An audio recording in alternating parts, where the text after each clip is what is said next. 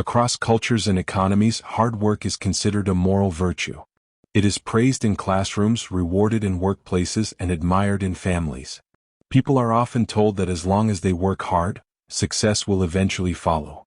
But what happens when it doesn't? What happens when years of effort result in little change? In income, in opportunity, or in lifestyle?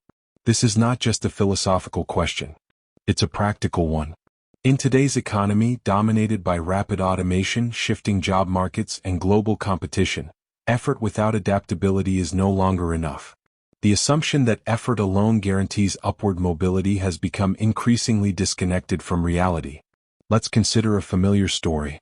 A young man finishes high school but does not attend college. With financial pressure mounting at home, he decides to join the local delivery workforce. He buys a second-hand electric bike and begins delivering food orders for a major platform. During the first year, he earns between $1,000 and $1,200 per month. He learns quickly which streets are congested, where security guards are strict, and how to maximize peak hour bonuses. By the second year, however, the platform reduces its subsidies. In order to earn the same amount, he now has to work longer shifts, often delivering late into the night. After 2.5 years, his savings are modest, his knees ache from overuse, and his bike batteries need frequent replacement. When asked what new skills he's learned, he pauses and shrugs. He knows the city better, but beyond that, little has changed. He is older, more tired, and slightly more efficient. But not more employable, not more skilled, and not more secure. Or take the case of a factory worker. He has been with the same electronics plant for nearly a decade. He is precise and fast, nicknamed second to none by colleagues for his efficiency in assembly.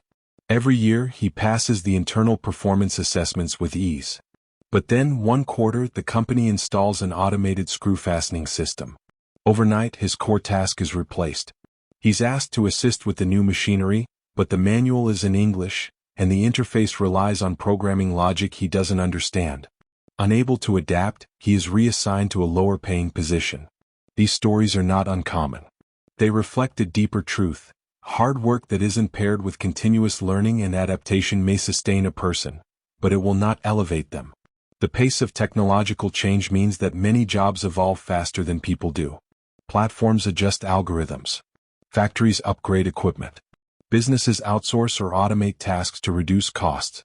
Workers whose roles do not require cognitive engagement or specialized skills are especially vulnerable.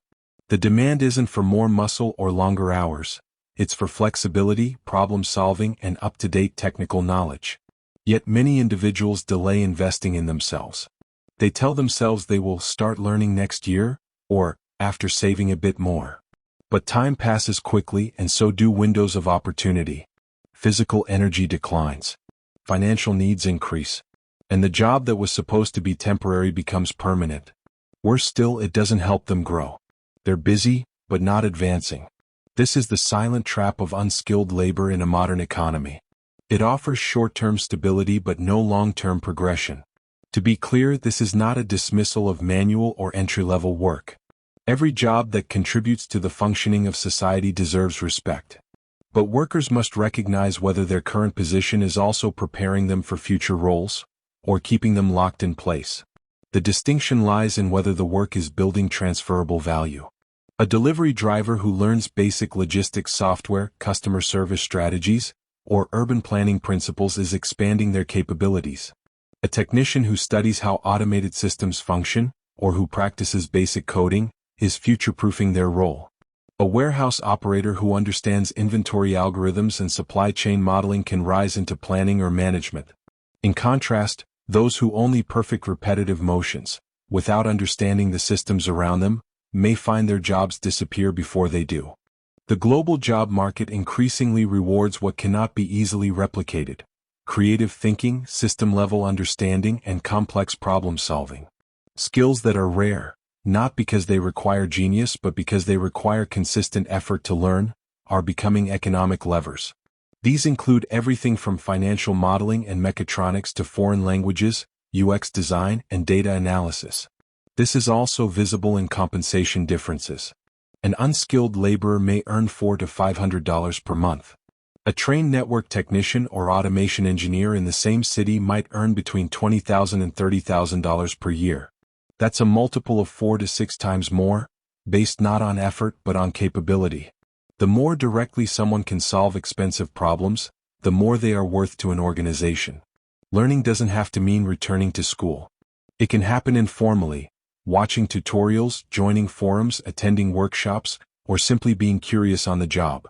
What matters is direction, seeking knowledge that builds competence and creates options. Importantly, learning is also a form of freedom.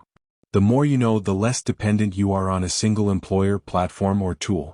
Skilled workers can negotiate better pay. They can transition industries. They can freelance, consult, or start a business. They are not trapped by a role, they are empowered by their versatility. Some might argue, but I'm already busy enough. I don't have the time or energy to learn. The response is not to shame or guilt, but to reframe. Learning does not have to mean hours of study every night. It can mean choosing curiosity during work. It can mean asking a colleague why something is done a certain way. It can mean taking on small challenges that stretch your knowledge. Every job has depth, if you look for it. In an auto repair shop, removing spark plugs is basic. But reading circuit diagrams or diagnosing hybrid systems is advanced. In logistics, driving a forklift is a start. But understanding warehouse automation or data syncing between inventory systems is a leap forward. And these leaps, while small at first, compound over time. The more layers of skill you build, the more leverage you gain. When promotion discussions arise, when projects are assigned, when job cuts are made, those with deeper skills tend to stay. Not because they worked longer hours, but because they solved more valuable problems. This also affects personal dignity. It is demoralizing to work hard year after year and feel invisible or replaceable. But when you develop expertise, when people come to you for answers, when your input shapes outcomes, you begin to feel a different kind of worth. One that isn't given by others but earned through competence. If there's one shift workers everywhere can make, it's this. Stop viewing your job solely as a place to earn money. Start viewing it as a platform to gather tools. Ask yourself, what am I learning here? How can I use this experience to move forward? What will I know a year from now that I didn't know yesterday? Treat your job as your classroom. Let every shift, every client, every system, every challenge teach you something. Because one day that knowledge will set you apart. When a promotion opens up, when you apply for a better role, or when you decide to start something of your own.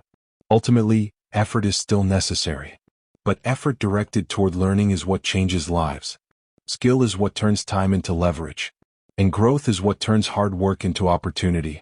You are not just working for someone else, you are, at all times, building the most important product, yourself.